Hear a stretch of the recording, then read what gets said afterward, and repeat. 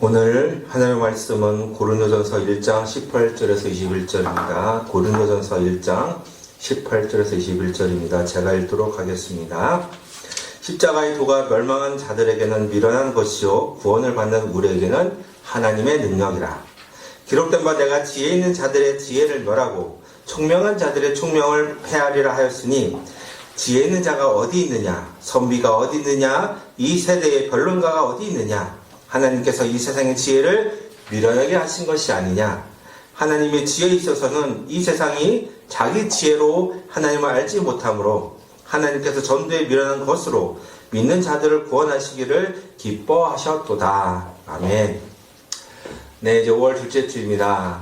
정말 가정의 달인데 정말 이번 이 가정의 달에 우리 가족이, 우리가 있는 가정이 더 믿음으로 더 든든해지고 세워지는 그런 가정의 달이 됐으면 좋겠습니다. 그래서 육신의 부모님께만 잘하는 것이 아니라 우리 영의 아버지인 하나님께도 잘하고 그분을 잘 섬기는 또 그런 5월이 됐으면 좋겠습니다. 그래서 우리 믿음이 더 성장하기를 주님으로 부탁드립니다. 오늘 말씀의 제목, 예수님, 우리도 하나님의 지혜를 알기 원하는 제목으로 말씀을 나누도록 하겠습니다. 사람이 이 세상에 태어나면 그 누구도 피해가지 못하는 운명이 있습니다. 그 운명은 죽음이죠. 사람들은 자신의 죽음을 이 시간에도 의식하며 생각하지 않고 단지 먼 미래의 일로만 여기며 자신의 죽음을 대한 의식을 애써서 하지 않습니다. 왜냐하면 자신에게 다가온 죽음이 별로 유쾌한 일로 다가오지 않기 때문이죠. 사실 사람들은 이 죽음의 과정을 거치면서 많이 고통스러워하며 힘들어합니다. 그리고 죽음을 기다리고 있는 분들을 만나보면 많은 분들이 삶의 소망이 없습니다. 그럴 것이 죽음의 과정이나 노아의 과정 가운데 자신이 더 이상 어찌해볼 도리가 없기 때문이죠. 그렇게 불어낸 시간을 보내면서 자신에게 다가올 죽음을 숙명적으로 받아들이며 자신이 순서를 기다리고 있는 것 같습니다. 인간적으로 생각하기에는 참으로 슬픈 일이 아닐 수 없습니다. 그런데 사람의 죽음 뒤에 더 큰 소망을 두고 살아가는 사람들이 있습니다. 그 사람들은 예수님을 하나님께로 인도하는 그리스도이며 삶의 주인이신 주인으로 모시고 사는 사람들입니다.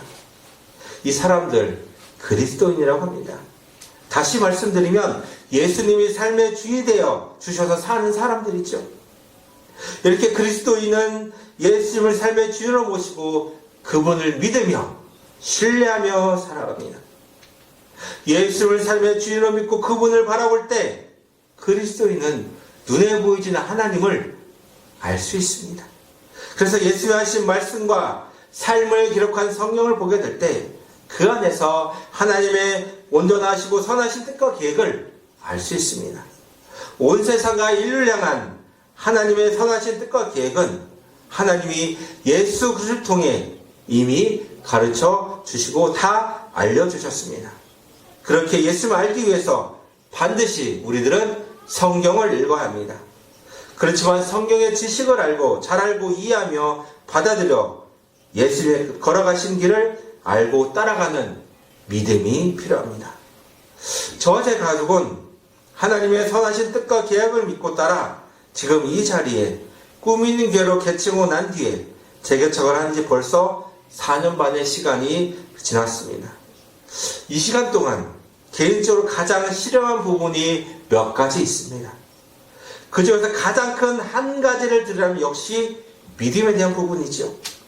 왜냐하면 제가 믿는 하나님, 예수님, 그리고 성령님이 누구시고 믿음으로 사는 삶이 과연 무엇인지 실험을 해왔고 지금도 변함없이 실험을 하고 있기 때문입니다. 제 개인적으로 이 삶에 이루어진 일들을 인간적인 눈으로 바라보면 이해되지 않는 부분이 참으로 많습니다. 하지만 하나님을 믿는 믿음의 눈으로 보면 완전하지 않지만 조금은 이해할 수 있습니다. 그러면서 제 인생 가운데 하나님의 행하신 일들을 생각해 보며 하나님을 믿는 믿음으로 제 삶을 해석해 보려고 노력을 해왔습니다. 이 과정 가운데 하나님의 말씀을 읽으며 더 관심을 있게 된 분이 사도 바울입니다. 그분이 만난 예수님이 누구시기에 당시 자신이 알던 모든 지식을 배설물로 여기며 오로지 자신을 구원해 주신 예수님을 아는 일이 가장 고귀한 지식으로 여긴다고 그분이 말씀을 하고 있습니다. 이 믿음의 고백처럼 자신이 남은 인생을 하나님의 영광을 드러낸 예수를 위해 삶을 온전하게 헌신하셨습니다. 그래서 저도 개인적으로 사도 바울이 평생 자신이 사도로 부름을 받고 난 후에 어떤 상황에서도 주 예수님을 믿는 믿음을 포기하지 않는 모습을 가지게 한 힘과 그 능력이 무엇일까 하는 이 궁금증이 들게 되었습니다. 왜냐하면 뜻하지 않은 고난과 아픔 앞에서 적지 않은 그리스도 가운데 자신에게 있는 믿음이 요동치고 흔들리기 때문이죠. 특히 사도 바울은 예수를 구주로 믿고 난 뒤에 그의 앞에 드려낸 일 영광이 아니었습니다. 올해 그의 인생에 뜻하지 않는 고난과 환난이 하나님 나라에 들어갈 때까지 이 땅에서 기다리고 있었습니다. 그런데 그에게 주어진 고난과 환난을 이겨해 주는 힘과 능력이 있었습니다. 그 힘과 능력이 그가 죽음과 같은 고난 앞에서도 흔들리지 않는 믿음으로 끝까지 사명을 감당하게 만들어 주었습니다. 더욱이 그에게 예수님이 주신 사명은 당시 그리스 로마 문명이 지배하고 있는 이 에게를 중심으로 이루어진 주변 국가들의 주님의 몸된 교회를 세우는 선교사의 사명을 감당하였었습니다. 사도 바울은 그는 자신의 생명을 위협하고 어려운 힘든 상황 속에서도 주님의 몸된 교회를 포기하지 않고 세웠습니다. 그러면 하나님의 백성의 성도를 세운 일에 자신의 삶을 다드리고 전심전력할 수 있었습니다. 고난과 환난 가운데 그의 사명을 포기하지 않고 실행할 수 있었던 그 힘과 능력이 무엇인지 우리는 오늘 말씀을 통해 함께 나누려고 합니다. 그래서 이 시간을 통해 우리의 믿음이 더욱 능력있게 세워지기를 소망합니다. 18절에 십자가의 도가 멸망한 자들에게는 미련한 것이요 구원을 받는 우리에게는 하나님의 능력이라라고 사도 바울이 고린도 교회를 향해 하나님의 마음을 담은 편지를 쓰고 있습니다. 사도 바울이 이 편지를 쓸 당시에 이 내용이 예배 시간에 성도들과 함께 낭독하며 그들의 마음 가운데 하나님의 말씀으로 받았습니다. 사도 바울이 고린도 교회의 상황을 듣고 하나님의 마음을 담은 편지를 쓰게 되었습니다.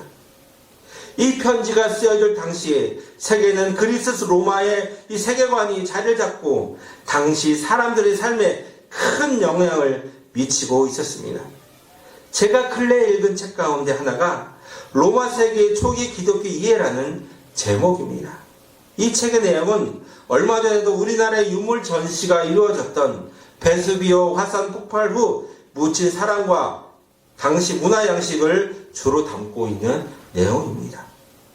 내용 가운데 우리가 많이 알고 들어왔던 그리스 로마 신화 가운데 등장하는 신들이 있습니다.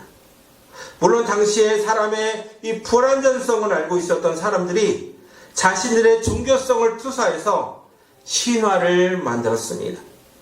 그런데 문제는 사람들이 만든 신들은 거짓 신으로 궁극적으로 그들의 불완전 삶에서 구원하지 못한다는 데 있습니다. 자신들이 만든 우상이 신들에 종속되어서 그것들에게 잘 보이려고 할 뿐이죠. 그렇게 신화에 빠진 사람들은 결국 자신들의 불안한 삶을 달래보는 데만 그치게 됩니다. 그렇게 많은 신을 섬겨야 섬길수록 자신의 불안한 삶에 우원해지고 평화롭게 살 수 있다는 믿음을 당시에 가지고 있었습니다. 우리나라도 마찬가지로 이러한 신화적인 믿음을 가지고 있습니다. 자신의 삶에 우환이 그치려면 이 미신적인 일들을 행해야 한다는 이 그릇된 믿음에서 시작되었습니다. 그런데 문제는 이러한 일을 하게 만드는 사람의 불안한 마음은 어둠의 영인 사탄이 준다는 사실입니다. 어둠의 영인 사탄은 하나님과 친밀한 교제 가운데 있으며 영적으로 하나님을 전적으로 의지해 사는 이 모습을 사단이 시기하였습니다. 그래서 어둠의 영의 사탄은 하나님과의 친밀한 관계를 맺고 있던 사람을 완전한 분이신 하늘로부터 떠나게 만들었습니다. 이 말이 하나님 앞에선 죄였습니다. 사람의 배역이고 반역입니다. 하나님 앞에서 자신의 죄를 지은 사람은 스스로 자신의 불완전한 삶을 살아보려고 했지만 결과는 영원한 영적인 사망에 이르게 되었습니다. 이를 안타깝게 여기며 영원한 영적인 사망에서 건져내시려고 하나님이 고통스럽지만 아프신 일이지만 본인이 직접 아들을 보내 하신 일이 있습니다. 그 일은 하나님 하나밖에 없는 아들 예수 그리스도를 십자가에 달려 처참하게 돌아가게 하셔서 사람이 지은 죄를 용서하시기 위한 대속제물로 삼으셨다는 사실입니다. 이 일을 통해 하나님과 원수가 되었던 사람이 화목하게 되었습니다. 그런데 당시에 예수님이 달리신 십자가는 로마가 자신들의 정권을 위협하는 정치인들을 끔찍하게 죽여 다시는 이와 같은 일을 못하도록 기억하게 만드는 하나의 상징적인 사형틀이었다는 사실입니다. 이러한 사형틀에 돌아가신 예수님이 죽은 자 가운데서 하나님의 사흘 만에 새로운 존재로 부활시켜서 주와 그리스도가 되게 하셨습니다. 그렇게 부활하신 예수를 만난 사도 바울은 18세기처럼 십자가의 도가 멸망한 자들에게는 미련한 것이요 구원을 받는 우리에게는 하나님의 능력이라 라고 고린도 교회 성도들을 향해 하나님의 말씀을 전하고 있는 것입니다. 그렇다면 왜 예수님이 달려 죽으신 십자가가 멸망한 자들에게는 미련하게 여겨지었겠습니까?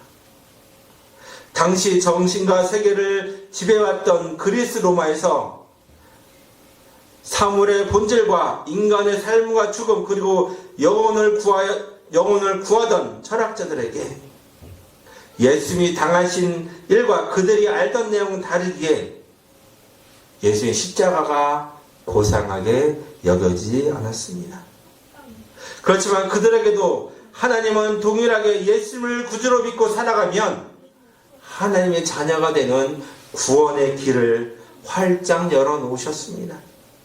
하지만 당시에 인간적으로 생각하기에 너무나도 혹독하고 끔찍한 사형틀의 십자가는 사람 사이에서는 너무나도 천박하게 여겨졌습니다. 그렇기에 스스로 고상한 지식을 가진 사람들이라고 여기는 자들은 예수님이 달려 죽으신 십자가 이 사형틀을 하나님과 원수된 자들과 화해하여 다시 하나님이 영적 자녀가 된다는 이 하나님의 복음을 받아들이려고 하지 않았습니다. 그렇게 당시 헬레 철학이 사람의 정신과 의식과 생활세계를 지배하던 시기에 십자가의 도가 멸망한 자들을 멸하는 것이라고 사도 바울은 고린도교에 편지를 쓰며 하나님의 마음을 담은 편지를 써 보내게 되었습니다. 하지만 18절 하반절에서 구원을 받은 우리에게는 하나님의 능력이라 라고 사도 바울은 고린도 교회에 있는 하나님의 자녀들에게 하나님의 말씀을 담은 편지를 통해 전하고 있습니다. 비록 사람이 어둠의 영인 사탄에게 속아 하나님을 떠나게 만들어 원수가 되었음에도 불구하고 하나님은 당시 하나님의 자녀가 되는 구원을 영적인 소망을 하나님은 예수의 십자가를 통해 활짝 열어놓으셨습니다. 그렇게 당시의 세계 패권을 거머쥔 그리스 로마의 신화와 문명 그리고 헬라 철학이 죽음의 절망 가운데 빠진 사람을 하나님께 인도하는 구원을 하지 못한다고 단호하게 말씀을 통해 사도 바울은 우리에게 가르쳐주고 있습니다. 그래서 19절에 기록된 바 내가 지혜 있는 자들의 지혜를 멸하고 총명한 자들의 총명을 폐하리라 하였으니라고 사도 바울은 하나님의 말씀을 전하는 예언자였던 이사야의 말씀을 전하고 있는 것이죠. 이를 통해 알 수 있는 사실은 하나님의 말씀은 변하지 않고 어떠한 상황에도 변하지 않고 지켜가시는 신실한 약속임을 알게 됩니다. 왜냐하면 세상 가운데 자신이 아무리 권력을 쥔 자가 약속을 하더라도 그 약속은 어디까지나 자신에게 이득이 될 때, 자신에게 권력을 쥐고 있을 때까지만 지켜지기 때문이지요. 하지만 하나님은 자신의 하나밖에 없는 아들 예수 그리스도를 십자가에 못 박혀 달려 돌아가시면서까지 하나님과 원수된 사람까지도 구원하시라는 약속을 신실하게 지키셨기 때문입니다. 그렇게 예수의 십자가는 온 세상과 만물을 구원하시겠다는 하나님의 신실한 약속입니다. 이는 당시에 스스로 불완전한 이 인간의 삶의 원인을 구명해보며 알아보며 구원의 길을 가려고 했던 헬라의 철학자들, 소피스트들, 모든 지혜로운 자들에게 지혜를 말하고 총명한 자들의 총명을 폐한 일이 바로 예수님의 십자가였습니다. 사실 눈에 보이지 않는 하나님이 인간으로 오신 예수님을 구원자로 믿는 일은 그다지 쉬운 일이 아닙니다. 당시 세계관이 자신이 만든 신들이 자신을 구원하기 위해서 친히 아들을 보내 죽인다는 이 사실을 전혀 생각해 볼 수 없었습니다. 그래서 왜냐하면 그동안 그들은 자신의 인생의 주인이 되어 영원한 죽음에 이르는 불완전한 삶을 책임져 보라고 노력했던 이 삶의 방식을 예수의 십자가 앞에 과감하게 내려놓기 때문이죠. 예수님이 십자가에 달려 돌아가실 때 참으로 무기력하셨습니다. 이와 같이 우리가 살아온 삶의 방식을 예수님이 달리 십자가 앞에 내려놓게 될 때 찾아온 감정과 생각이 자신이 무기력하고 무능해져 버린 그 모습이 아닐까라는 생각이 들게 됩니다. 그럴 것이 이제는 삶의 주인이 자기 자신에서 자신을 완전히 비우신 예수님이 삶의 주인이 되어 주셔서 그분이 가신 길을 십자가를 따라 삶을 살아가야 하기 때문입니다. 그렇게 예수님이 달리신 십자가를 따라 살아가다 보면 예수님처럼 자신을 지킬 수 있는 모든 능력을 철저하게 비우고 하나님의 뜻에 맡기는 믿음의 훈련 과정을 거치게 됩니다. 하나님의 뜻인 예수님이 달려 돌아가신 구원의 십자가가 이 세상의 어떤 것보다 더 위대함을 20절의 말씀을 통해 가르쳐주고 있습니다. 지혜가 있는 자가 어디 있느냐? 선비가 어디 있느냐? 이 세대의 변론가가 어디 있느냐? 하나님께서 이 세상의 지혜를 미련하게 하신 것이 아니냐? 이 세상의 지혜는 하나님 없이 자신이 자기 중심적으로 스스로 삶을 살아나가면서 터득한 것들이 대부분입니다. 그래서 세상의 지혜는 사람들이 배우고 채우기 위해 지금도 열심히 학습을 하고 있습니다. 하지만 세상의 지혜는 죽음의 절망 가운데 완전히 사람을 구원해내지 못합니다. 단지 이 세상을 살아갈 때 자신의 우월함을 증명하는 수단으로 세상의 지혜는 전락해 버립니다. 그렇게 제 아무리 세상의 지혜를 많이 배우고 쌓았다 한들 영원한 죽음 앞에 선 자신의 몸과 영혼을 구원하지 못하는 우를 범하고 말게 됩니다. 그렇지만 하나님은 온 세상과 만물을 구원하시기 위해 자신의 아들 예수 그리스도를 당시 끔찍한 사형들의 십자가에서 무기력하게 돌아가시게 하셨습니다. 사실 예수님은 하나님과 같은 분으로 그분과 같은 능력을 가지신 분이십니다. 하지만 예수님도 하나님 아버지가 가진 구원의 선하신 뜻과 계획을 완성하시기 위해 자신을 철저하게 부으시고 하나님 아버지께 순종하셨습니다. 그렇게 예수님은 십자가에서 몸과 영혼의 철저한 죽음을 당하셨습니다. 그렇지만 하나님은 예수님이 죽은 자 가운데서 사흘 만에 부활하셨음을 통해 자신을 철저히 비우고 죽으신 십자가가 당시 끔찍한 사형틀이 아니라 하나님께로 인도하는 구원의 길로 온 세상 사람들에게 가르쳐주고 있습니다.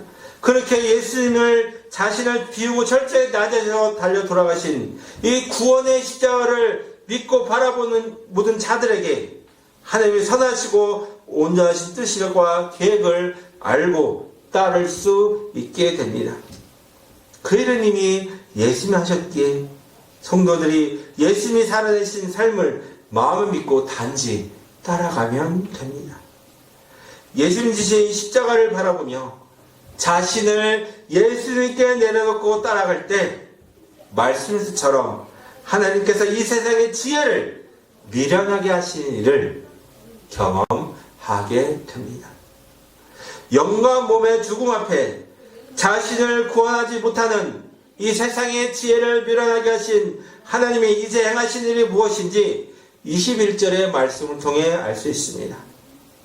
하나님의 지혜에 있어서는 이 세상이 자기 지혜로 하나님을 알지 못하므로 하나님께서 전도에 비라는 것으로 믿는 자들을 구원하시기를 기뻐하셨도다. 이 말씀처럼 하나님의 지혜는 예수님 자신을 철저하게 비우고 달려 돌아가신 구원의 십자가입니다. 그런데 이 세상에 자기 지혜를 가진 사람들은 자신의 지혜를 믿고 하나님의 지혜인 구원의 십자가를 믿지 않기 때문에 하나님을 알지 못합니다. 그렇게 하나님은 예수님이 달려 돌아가신 구원의 십자가를 전하시기 위해 전도에 미련한 것으로 믿는 자들을 구원하기를 기뻐하셨습니다. 왜냐하면 하나님이 사람을 통해 복음을 전하는 방식인 전도는 전도자가 예수님의 자신을 비우고 돌아가신 십자가, 부활, 영생의 소망이 있어야, 믿음이 있어야 온전하게 감당할 수 있기 때문입니다. 오늘 우리는 말씀을 통해 하나님의 지혜이신 예수님이 철저하게 자신을 비우고 달려 돌아가신 십자가임을 잘 알았습니다. 우리는 이제 예수의 십자가를 더 깊이 알아야 하겠습니다. 우리 자신의 혈과의 욕심, 삶의 계획들, 우리의 자아로 가득 찬 우리들을 예수의 십자가 앞에 내려놓고 먼저 우리 자신이 죽어져야 하겠습니다. 그래서 우리 안에 예수님이 함께 사실 수 있도록 이 마음의 자리를 비워서 그분께 내어드려야 하겠습니다. 내 자신의 생각의 계획과 가득 차 있는 우리 마음, 이 생각이 결코 영원한 죽음 앞에 서 있는 우리의 몸과 영혼을 구원하지 못함을 반드시 아셔야 합니다. 이제부터 하나님의 지혜이신 예수 십자가를 더 사랑하고 더 깊이 알아가며 예수님이 철저하게 자신을 비우고 돌아가신 구원의 십자가, 그리고 부활 생명을 바라보고 살아가야 하겠습니다. 그래서 하나님의 지혜인 예수의 십자가가 우리를 더욱 하나님께로 인도하는 길로 믿고 살아가는, 믿음으로 살아가는 꿈의 성도들이 되시기를 소망하며 바라보며 기도합니다. 지금 기도하겠습니다. 하나님 아버지 감사합니다. 정말 우리 이 세상을 살아갈 때는 내 생각, 내 계획, 내가 만성을 가지고 있고 정말 내가 나의 삶을 책임지고 내 자아로 가득 차 있어야 내 삶을 잘 살아고 내가 스스로 삶을 책임질 수 있다고 생각하지만 그것들이 결코 영원한 죽음 앞에 나를 구원하지 못함을 우리들은 너무나 잘 알았습니다. 하나님께서는 영원한 죽음 앞에 놓인 우리들을 구원하시려고 예수님을 십자가에 철저히 비우시고 달려 돌아오신 그 십자가, 거기에 먼저 우리가 달려 돌아가신 예수를 바라보며 우리 자신 죽어질 때 더 구원의 십자가 되는 것을 더 잘 알게 되었습니다. 하나님 아버지, 우리가 날마다 우리 자신의 지혜를 구하는 것이 아니라 하나님의 지혜이신 예수의 십자가를 더 깊이 알아갈 수 있도록 주여 영적인 눈과 영적인 지식을 열어주시옵소서. 그래서 우리가 하나님 나라에 이룰 때 그때까지 구원의 십자가를 바라보고 끝까지 믿음으로 승리하는 꿈교회 성도 될 수 있도록 주여 축복하여 주시옵소서. 이 모든 말씀 살아계신 예수님을 감사하며 기도합니다. 아멘.